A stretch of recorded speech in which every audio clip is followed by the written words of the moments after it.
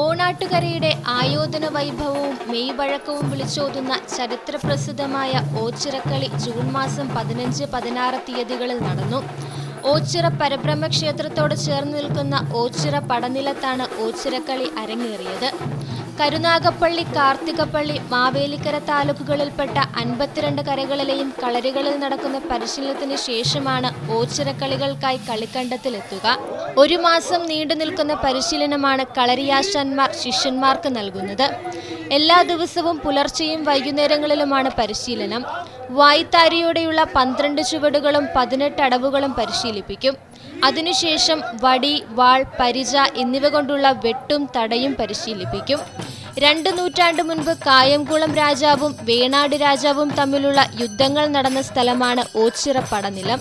ചരിത്രപ്രസിദ്ധമായ കായംകുളം വേണാട് യുദ്ധങ്ങളുടെ സ്മരണ നിലനിർത്താനായി വർഷം തോറും മിഥുനം 1-2 തീയതികളിലാണ് ഓച്ചിറക്കളി നടത്തുന്നത്.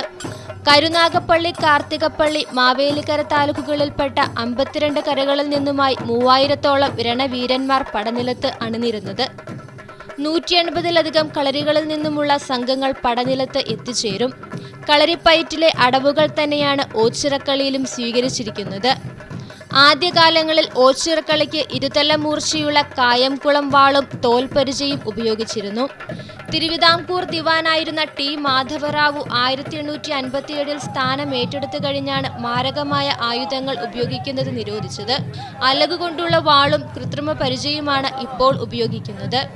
41 ദിവസത്തെ വ്രതത്തിനും പരിശീലനത്തിനും ശേഷമാണ് യോദ്ധാക്കൾ കളിക്കളത്തിൽ എത്തുന്നത്. അംഗത്തിന് സമയമായി എന്ന സൂചന നൽകിക്കൊണ്ട് ശ്രീകൃഷ്ണ പരുന്ത് ആകാശത്തിൽ കളിക്കളത്തിന് മുകളിലായി വട്ടമിട്ട് പറക്കുമ്പോൾ ഇരുകരകളിൽ നിന്നും കരനാഥന്മാർ പടനിലത്തേക്ക് കുതിക്കുന്നു.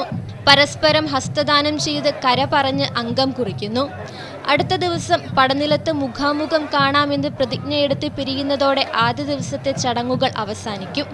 2-ാം ദിവസം ഉച്ചയ്ക്ക് ശേഷം യോദ്ധാക്കൾ കളിക്കണ്ടത്തിലെത്തുകയും തകിടകളിയിൽ പ്രാഗൽഭ്യം തെളിയിച്ച് കളിക്ക് ശേഷം ഭരണസമിതി സമ്മാനമായി നൽകുന്ന പണക്കിഴി സ്വീകരിച്ച് സദ്യയുണ്ട് കരകളിലേക്ക് മടങ്ങുന്നതോടെ ഓച്ചിറക്കളിക്ക് തിരശീല വീഴുന്നു.